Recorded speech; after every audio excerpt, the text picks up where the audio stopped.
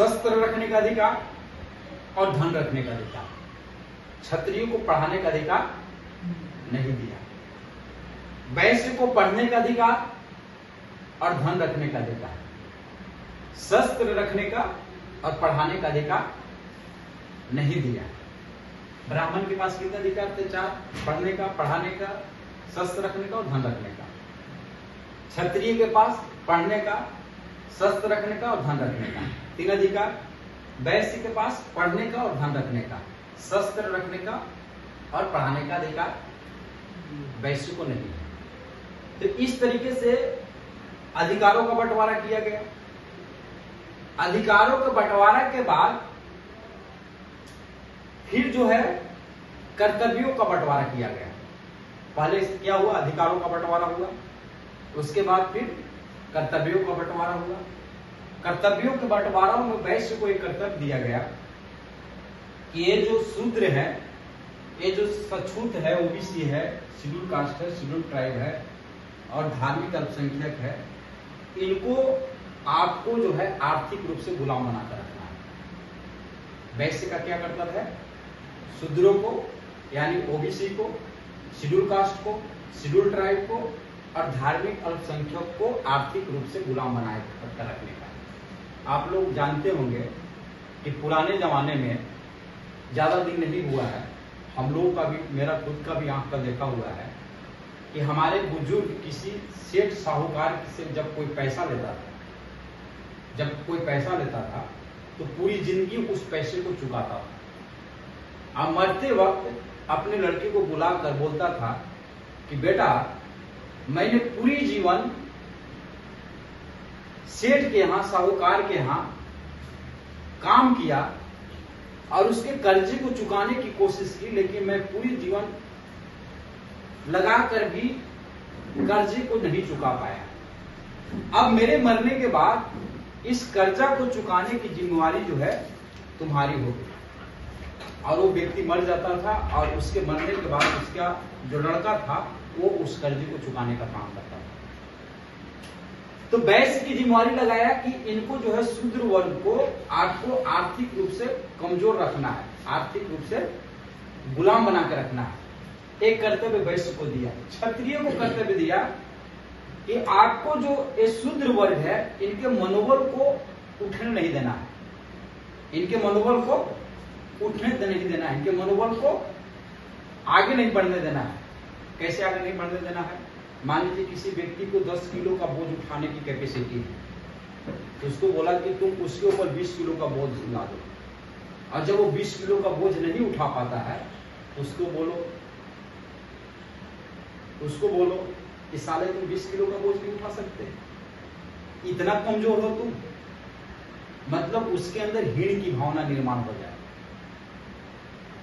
शारीरिक रूप से वो अपने आप को कमजोर समझे, शारीरिक रूप से अपने आप को हीन समझे। तो वैश्य क्षत्रिय की जिम्मेवारी लगाई कि शूद्रों के मनोबल को नहीं उठने देना है। एक कर्तव्य जो है क्षत्रिय को दिया और क्षत्रिय ने उस कर्तव्य को निभाया। और ब्राह्मण ने फिर जो है ये जो शूद्र थे इनको भी कर्तव्य दिया। इनको क्या कर्तव्य दिया? इनको कर्तव्य दिया कि ये जो 3 वर्ण है, ब्राह्मण है, क्षत्रिय है, वैश्य है, इन 3 वर्णों को सेवा करने का अधिकार है। क्या करना है? इनकी सेवा करना है, और वो भी निस्वार्थ भाव से सेवा करना है। आप लोगों ने गीता में एक श्लोक सुना होगा, क्या है? कर्म किए जाओ और फल की आशा मत कर। कर्म किए जाओ और फल की आशा मत कर, मतलब फल की अपेक्षा किए बगैर कर्म करना है। तो शूद्रों का क्या कर्तव्य दिया? निस्वार्थ भाव से ब्राह्मण, क्षत्रिय और वैश्य की सेवा करना, फल की चाहत किए बगैर इनकी सेवा करना है। ये इस शूद्रों का कर्तव्य है। ब्राह्मण ने अपने पास क्या, कौन सा कर्तव्य रखा? ब्राह्मण ने कर्तव्य रखा कि इनको जो है मानसिक रूप से गुलाम बनाकर रखना है। शूद्र वर्णों को मानसिक रूप से गुलाम बनाकर रखना है, यानी इनकी वैचारिक रूप से इनको विकसित नहीं होने देना, वैचारिक रूप से इनकी मानसिकता को विकसित नहीं होने देना है। और इसको ब्राह्मण ने क्या किया? इसके लिए ब्राह्मण ने गोबर को, हमारे लोगों को बोल दिया कि इस गोबर को भगवान मानो। हमारे लोगों ने क्या किया, मान लिया ना। गोबर को जब भगवान मानने के लिए ब्राह्मण बोला तो हमारे लोग मान लिए। ब्राह्मण ने गाय को बोला कि माता बोलो, तो हमारे लोगों ने गाय को माता मान लिए। ब्राह्मण ने 33 करोड़ देवी देवता बनाकर हमारे लोगों पर थोप दिए, डाल दिए, हमारे लोगों ने मान लिए।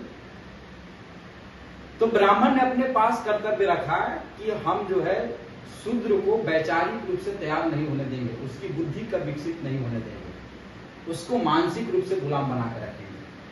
किसी भी समाज पे लंबे समय तक शासन करना हो, लंबे समय तक उसको दबा कर रखना हो, तो उसको शारीरिक रूप से गुलाम बनाकर लंबे समय तक नहीं रख सकते। शारीरिक रूप से लंबे समय तक गुलाम बना के किसी भी समाज पे शासन नहीं किया जा सकता है। उसकी पाँव में, हाथ में बेड़ी डाल देंगे तो एक दिन वो कोशिश करेगा कि इस बेड़ी को तोड़ना है, लेकिन आपने उसके दिमाग में, मस्तिष्क में बेड़ी डाल दिया, मस्तिष्क में उसकी गुलामी डाल दी, तो उसको निकालना बहुत मुश्किल हो जाएगा। तो ब्राह्मण ने एक काम किया कि ये जो शूद्र वर्ण है, इनको जो है मानसिक रूप से गुलाम बना के रखना है। अब आप सवाल कर रहे थे कि ये वैश्य कौन सा है। ये जो वैश्य है ये ओबीसी वाला वैश्य नहीं है। आज की तारीख में हम जिसको टाटा कहते हैं, जिसको बिरला कहते हैं, जिसको बजाज कहते हैं,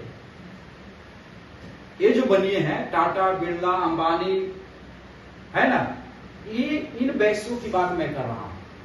हम किसी गुप्ता का, किसी साव को, किसी तेली को, किसी सूरी को हम वैश्य नहीं बोल रहे हैं। वो तो ओबीसी है, वो तो शूद्र है, वो तो भ्रम में है।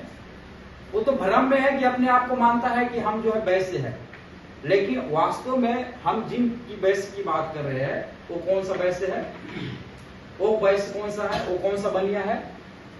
टाटा हुआ, बिरला हुआ, अदानी हुआ, अंबानी हुआ, उस वैश्य की बात हम कर रहे हैं।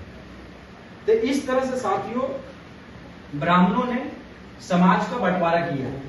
जनरली